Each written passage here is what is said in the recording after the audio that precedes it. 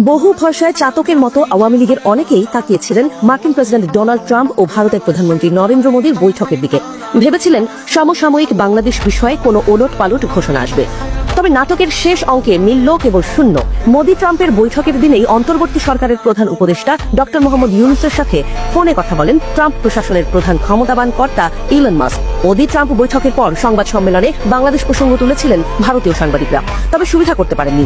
নানা সময়ে হুটহাট খ্যাপাটে সিদ্ধান্ত নিয়ে আলোচনায় থাকলেও ট্রাম্প এবার কৌশলী, জানিয়ে দিলেন ওটা মোদীর ব্যাপার। ডোনাল্ড ট্রাম্প বলেন, বাংলাদেশের সরকার পরিবর্তনে যুক্তরাষ্ট্রের কোনো সংস্থা কিংবা প্রতিষ্ঠানের সম্পৃক্ততা ছিল না, এক্ষেত্রে মার্কিন ডিপ স্টেটেরও কোনো ভূমিকা ছিল না। মোদীর আসলে বাংলাদেশ কিংবা হাসিনা ইস্যুতে জোরালো কোনো কথা বলার সুযোগ ছিল না। আমেরিকার সাথে সম্পর্কের যে অবনতি তা ঠেকাতেই হিমশিম খাচ্ছেন মোদী। তার সামনে ভারতীয় পণ্যের শুল্ক বসানোর হুমকি দিয়েছেন ট্রাম্প। চাচার তাই আপন প্রাণ বাঁচানোই জরুরি, সাথে বাঁচাতে হবে আদানিকেও।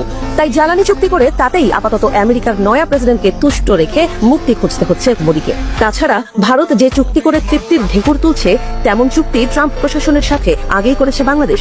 সব মিলিয়ে ব্যবসায়ী ট্রাম্প কোনোভাবেই হাসিনাকে রক্ষা করতে গিয়ে নতুন বাংলাদেশের সাথে বৈরিতা বাড়াবেন না। তাই তিনি কৌশলে হাসিনার ভার ছেড়েছেন মোদীর ওপর। তাই হাসিনার রাজনৈতিক ক্যারিয়ার ও দেশে ফেরার পরিকল্পনার পরই উড়ে গেছে, চুপসে গেছে ফোলানো বেলুনও।